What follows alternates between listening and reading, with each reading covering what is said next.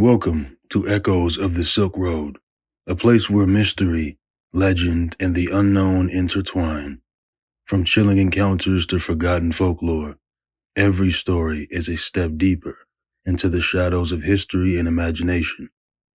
If you enjoy unraveling the eerie and unexplained, make sure to like, share, and subscribe.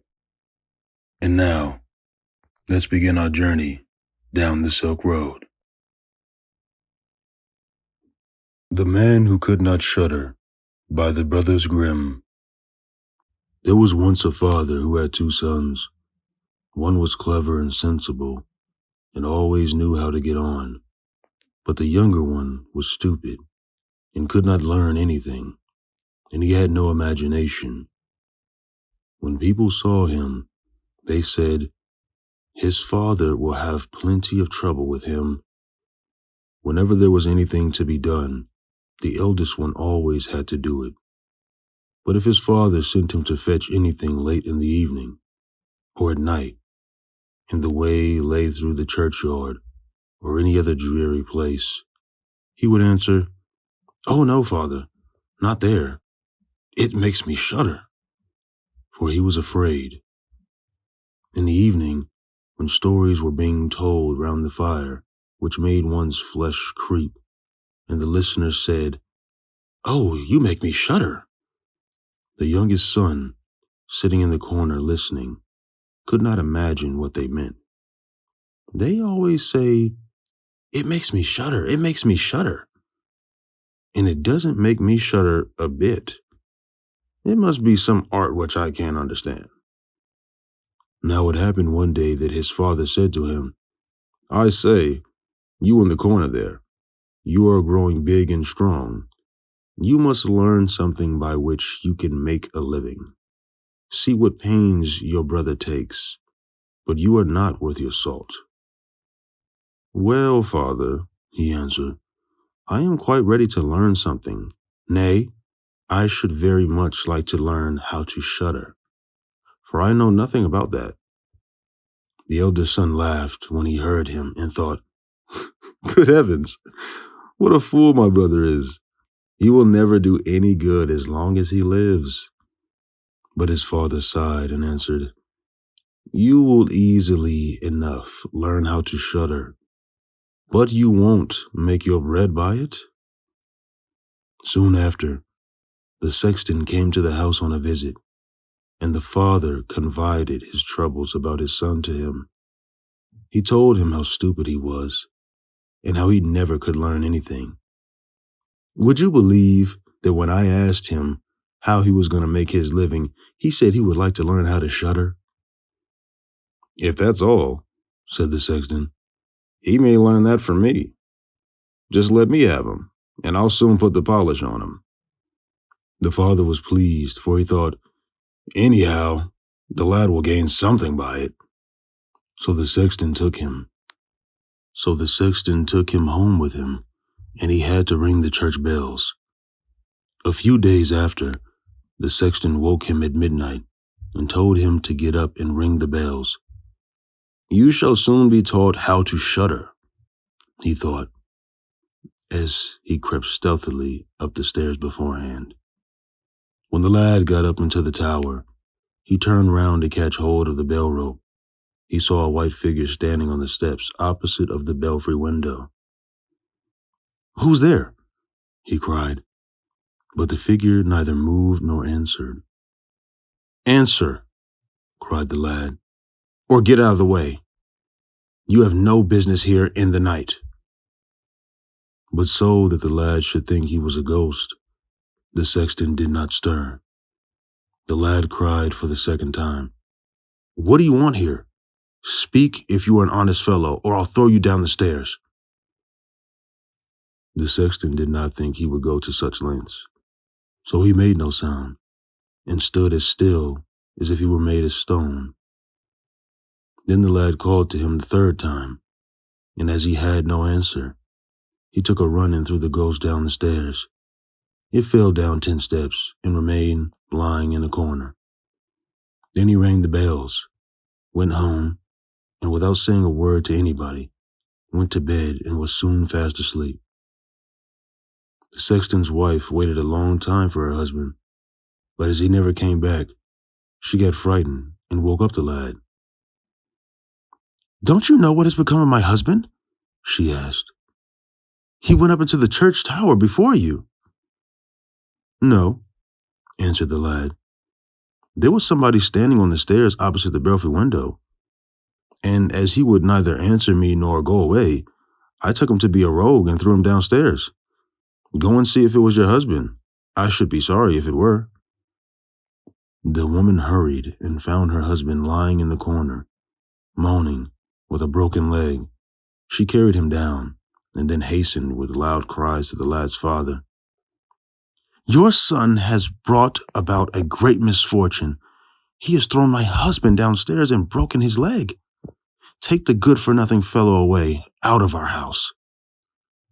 The father was horrified, and going back with her, gave the lad a good scolding. "What is the meaning of this inhuman prank? The evil one must have put it in your head." "Father," answered the lad, "just listen to me. I am quite innocent. He stood there in the dark like a man with some wicked design. I did not know who it was. I warned him 3 times to speak or to go away." "Alas," said his father, "you bring me nothing but disaster. Go away out of my sight. I will have nothing more to do with you." "Gladly, father. Only wait till daylight. Then I will go away and learn to shudder. Then, at least, I shall have one art to make my living by." "Learn what you like," said his father. "It's all the same to me. Here are 50 thalers for you. Go out into the world and don't tell a creature where you come from or who your father is, for you will only bring me shame." "Just as you please, father. If that's all you want, I can easily fulfill your desire." At daybreak, the lad put his 50 thalers in his pocket and went out along the high road, repeating over and over to himself as he went, "If only I could shudder. If only I could shudder." A man came by and overheard the words the lad was saying to himself, and when they had gone a little further and came within the sight of gallows, he said, "See, there is the tree where those 7 have been wedded to the rope-maker's daughter and are now learning to fly. Sit down below them, and when night comes, you will soon learn to shudder." "If nothing more than that is needed," said the lad, "it is easily done. And if I learn to shudder as easily as that, you shall have my 50 thalers. Come back to me early tomorrow morning." Then the lad went up to the gallows and sat down under them to wait till night came. As he was cold, he lighted a fire, but at midnight the wind grew so cold that he did not know how to keep himself warm. The wind blew the men on the gallows backwards and forwards and swung them against each other. So he thought, "Here I am, freezing by the fire. How much colder they must be up there." And as he was very compassionate, he mounted the ladder, undid them, and brought all 7 down one by one. He blew up the fire and placed them round it to warm themselves. They sat there and never moved, even when the fire caught their clothing. "Take care, or I'll hang you all up again." The dead men, of course, could not hear and remained silent, while their few rags were burnt up. Then he grew angry and said, "If you won't take care of yourselves, I can't help you, and I won't be burnt with you." So he hung them all up again in a row, and sat down by the fire and went to sleep again. Next morning, the man, wanting to get his 50 thalers, came to him and said, "Now, do you know what shuddering means?" "No," he said. "How should I have learnt it? Those fellows up there never opened their mouths, and they were so stupid that they let their few poor rags they had about them burn." The man that saw no thalers would be his that day. And when he went away, he said, "Never in my life have I seen such a fellow as this." The lad also went on his way and began saying to himself, "Oh, if only I could learn to shudder. If only I could learn to shudder." A carter, walking behind him, heard this and asked, "Who are you?" "I don't know," answered the man. "Who is your father?" "That I must not say." "What are you always mumbling in your beard?" "Ah," answered the man, "I want to learn to shudder, but no one can teach me." "Stop your silly chatter," said the carter. "Just you come with me, and I'll see that you have what you want." The man went with the carter, and in the evening they reached an inn, where they meant to pass the night. He said quite loud as they entered, "Oh, if only I could learn to shudder! If only I could learn to shudder!"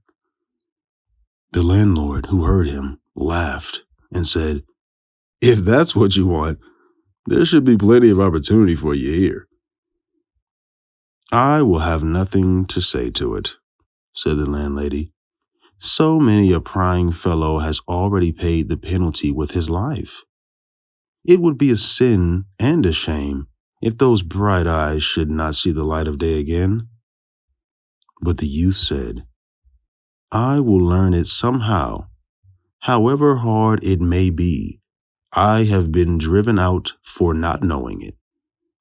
He gave the landlord no peace till he told him that there was an enchanted castle a little way off, where anyone could be made to shudder, if he would pass 3 nights in it. The king had promised his daughter to his wife, to anyone who dared do it, and she was the prettiest maiden the sun had ever shone on. There were also great treasures hidden in the castle, watched over by evil spirits, enough to make any poor man rich who could break the spell. Already many had gone in, but none had ever come out. Next morning, the youth went to the king and said, "By your leave, I should like to pass 3 nights in the enchanted castle."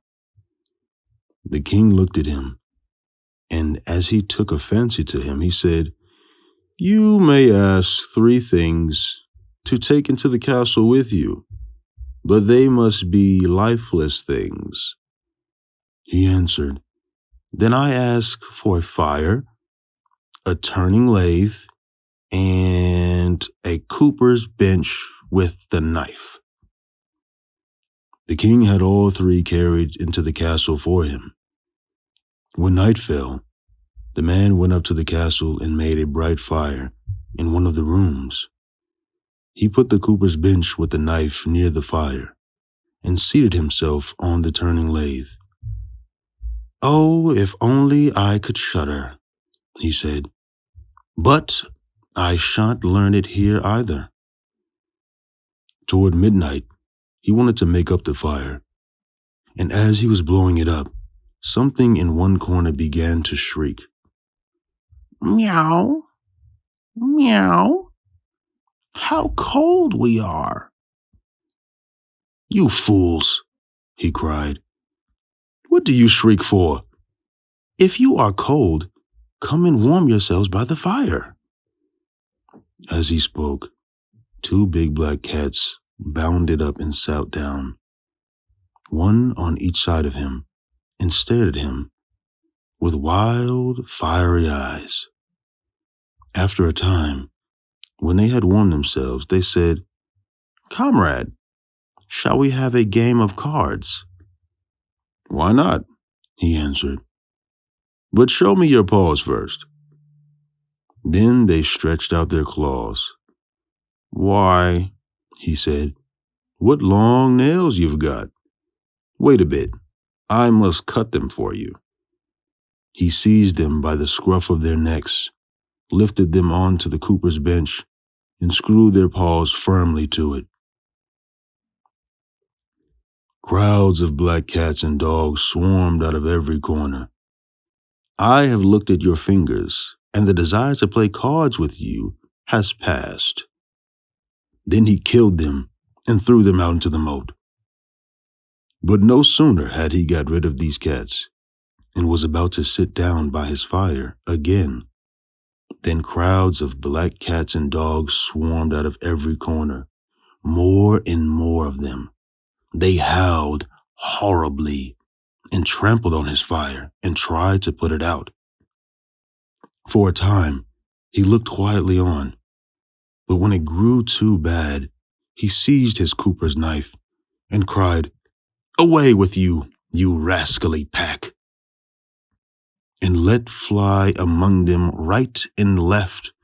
Some of them sprang away, the others he killed and threw them out into the water. When he came back, he scraped the embers of his fire together again and warmed himself. He could hardly keep his eyes open and felt the greatest desire to go to sleep. He looked round, and in one corner he saw a big bed. "That's the very thing I need," he said, and lay down in it. As soon as he closed his eyes, the bed began to move, and soon it was tearing round and round the castle. "Very good," he said. "The faster the better." The bed rolled on as if it were dragged by 6 horses over thresholds and stairs up and down. Suddenly, it went hop, hop, hop, and turned topsy-turvy, so that it lay upon him like a mountain. But he pitched the pillows and blankets into the air, slipped out of it, and said, "Now, anyone may ride who likes."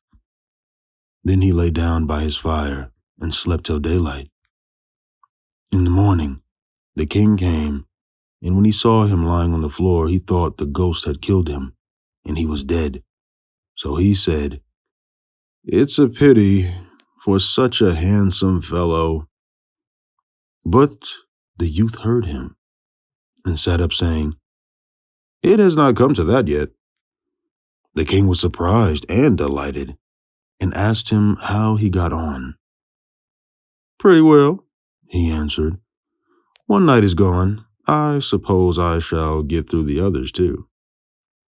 When the landlord saw him, he opened his eyes and said, "I never thought I should see you alive again. Have you learned how to shudder now?"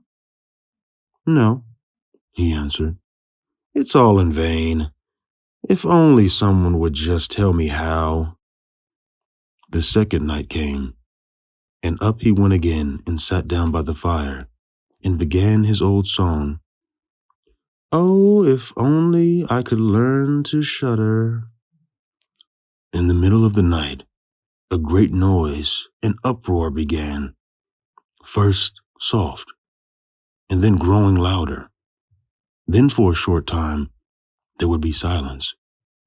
At last, with a loud scream, half the body of a man fell down the chimney in front of him. "Hello," he said. "Another half is wanting here. This is too little." The noise began again, and amidst shrieks and howls, the other half fell down. "Wait a bit," he said. "I'll blow up the fire." When this was done, and he looked around, the two halves had come together, and a hideous man sat in his place. "We didn't bargain for that," said the man. "The bench is mine." The man wanted to push him out of the way, but he would not have it. It flung him aside, and it took its own seat. Then more men fell down the chimney, and one after the other, and they fetched 9 human shin bones and 2 skulls, and began to play skittles. The man felt inclined to join them, and cried, "I say, can I play too?" "Yes, if you've got any money." "Money enough," he answered, "but your balls aren't quite round." Then he took the skulls and turned them on the lathe till they were quite round. "Now they will roll better," he said. "Here goes. The more the merrier." So he played with them and lost some money. But when it struck 12, everything disappeared. He lay down and was soon fast asleep. Next morning, the king came again to look after him and said, "Well, how'd you get on this time?" "I played skittles," he answered, "and lost a few coins." "Didn't you learn to shudder?" "Not I. I only made merry." "Oh, if I could only find out how to shudder." On the third night, he again sat down on his bench and said, quite savagely, "If only I could learn to shudder." When it grew late, 6 tall men came in, carrying a bier, and he said, "Hello there. That must be my cousin who died a few days ago." And he beckoned and said, "Come along, cousin, come along." The men put the coffin on the floor, and he went up and took the lid off, and there lay a dead man. He felt the face, and it was a cold face, as cold as ice even. "Wait," he said, "I will warm him." Then he sat right next to the fire and warmed his hand and laid it on his face. But the dead man remained cold. He took him out of the coffin, sat down by the fire, and took him on his knee and rubbed his arms to make the blood circulate. But it was all no good. Next, it came into his head that if 2 people were in the bed together, they warmed each other. So he put the dead man in the bed, covered him up, and lay down beside him. After a time, the dead man grew warm and began to move. Then the youth said, "There, you see, cousin mine, have I not warmed you?" But the man rose up and cried, "Now I will strangle you." "What?" said he. "Are those all the thanks I get? Back you go into your coffin then." So saying, he lifted him up, threw him in, and fastened down the lid. Then the 6 men came back and carried the coffin. "I cannot shudder," he said, "and I shall never learn it here." Just then, a huge man appeared. He was frightful to look at, old and with a long white beard. "Oh, you miserable wight," he cried. "You shall soon learn what shuddering is, for you shall die." "Not so fast," said the youth. "If I am to die, I must be present." "I will make short work of you," said the old monster. "Softly, softly, don't you boast. I am as strong as you, and very likely much stronger." "We shall see about that," said the old man. "If you are the stronger, I will let you go. Come, we will try." Then he led him through numberless dark passages to a smithy, took an axe, and with one blow struck one of the anvils into the earth. "I can do better than that," said the youth, and went to the other anvil. The old man placed himself near to see, and his white beard hung over. Then the youth took the axe and split the anvil with one blow, catching in the old man's beard at the same time.